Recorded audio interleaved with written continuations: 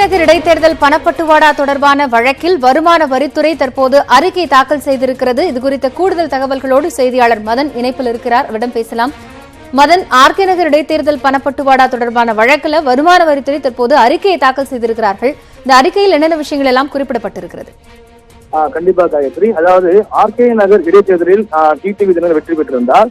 இந்நிலையில் இந்த தேர்தல் முடிந்த பிறகு அமைச்சர் விஜயபாஸ்கர் வீட்டில் வருமான வரித்துறை சோதனை நடத்தினார்கள்.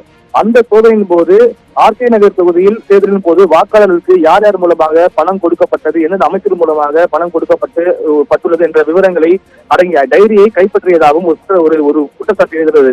இது தொடர்பாக ஏற்கனவே வருமான வரித்துறையானது இந்திய தேர்தல் ஆணையத்துக்கு ஒரு புகார் அளித்திருந்தது. அதாவது அமைச்சர் விஜயபாஸ்கர் வீட்டில் கைப்பற்றப்பட்ட அந்த ஆவணங்களை கொண்டு இது தொடர்பாக காவல்துறையில் புகார் அளிக்க வேண்டும் என்ற பரிந்துரையின் பேரில் இந்திய தேர்தல் ஆணையத்திற்கு வருமான வரித்துறை ஒரு புகார் அளித்திருந்தது. அதன் அடிப்படையில் இந்திய தேர்தல் ஆணையமும் சென்னை அதிராமபுரம் காவல் நிலையத்தில் ஒரு புகார் அளித்திருந்தார்கள். அந்த புகார் மீது இதுவரை யாருடைய பெயரும் அந்த முதல் தகவலில் பதிவு செய்யப்படாத நிலையில் சென்னை உயர்நீதிமன்றத்தில் நகரின் திமுக வேட்பாளர் மருது கணேஷ் மற்றும் வழக்கறிஞர் வைரமணி ஆகியோர் ஒரு மனு தாக்கல் செய்தார்கள். அதாவது இது போன்று நகர் தொகுதியில் பணப்பட்டுவாடா தொடர்பான புகாரை தற்போது இந்திய தேர்தல் ஆணையம் அபிராமபுரம் காவல் நிலையத்தில் கொடுத்துள்ளது. இது தொடர்பாக காவல்துறையினர் முறையான விசாரணை நடத்தவில்லை. எனவே இந்த வழக்கை சிபிஐக்கு மாற்ற வேண்டும் என்று மருது கணேஷும், இதுபோன்று பணப்பட்டுவாடா தொடர்பாக கொடுக்கப்படும் புகார்கள் மீது நடவடிக்கை எடுப்பதற்கு புதிய விதிமுறைகள் வகுக்க வேண்டும் என்று வழக்கறிஞர் வைரக்கண்ணும் வழக்கு தொடர்ந்தார்கள். இந்த வழக்குகள் ஏற்கனவே நீதிபதிகள் சத்யநாராயணன் அடங்கிய அமர்வு விசாரணைக்கு வந்தபோது இவ்வளவு நாட்களாக புகார் கொடுத்த பிறகும் இதுவரை எந்த நடவடிக்கை எடுக்கப்பட்டது, எதற்காக காவல்துறை இதுவரை ஒருவருடைய பெயரை கூட இதில் பதிவு செய்யவில்லை என்று பல்வேறு கேள்வி எழுப்பி கடன் தெரிவித்தார்கள். மேலும் இது தொடர்பாக வருமான வரித்துறையினர், அதாவது அமைச்சர் விஜயபாஸ்கர் கைப்பற்றப்பட்ட அந்த ஆவணம் தொடர்பாக வருமான வரித்துறை நடவடிக்கை குறித்து அறிக்கை தாக்கல் செய்ய வேண்டும் என்றும் உத்தரவிட்டிருந்தார்கள். இந்த வழக்கு இன்று பிற்பகலுக்குள்ளாக விசாரணைக்கு வரும் நிலையில் தற்போது வருமான வரித்துறை சார்பில் ஒரு அறிக்கை தாக்கல் செய்யப்பட்டுள்ளது. அதாவது நகர் தேர்தல் முடிந்த பிறகு அமைச்சர் விஜயபாஸ்கர் வீட்டில் நடத்தப்பட்ட சோதனையில் தற்போது வரைக்கும் 4,71,00,000 ரூபாய் பறிமுதல் செய்யப்பட்டது. இது தொடர்பாக ஏற்கனவே இந்திய தேர்தல் ஆணையத்திற்கு புகார் அளிக்கப்பட்டுள்ளது.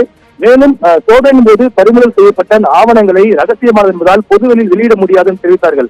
அது மட்டுமில்லாமல் ஏற்கனவே திமுக தலைவர் ஸ்டாலின் அவர்கள் இது போன்ற அமைச்சர் வீட்டில் கைப்பற்றப்பட்ட அந்த ஆவணங்கள் மற்றும் பணம் தொடர்பாக பொதுவெளியில் ஏற்கனவே வருமான வரித்துறை செய்தி வெளியிட்டுள்ளதாக அவர் தெரிவித்துள்ளார். அந்த குற்றச்சாட்டுக்கும் தற்போது வருமான வரித்துறை சார்பில் மறுப்பு தெரிவித்து அங்கு கைப்பற்றப்பட்ட ஆவணங்கள் அனைத்துமே ரகசியமானது.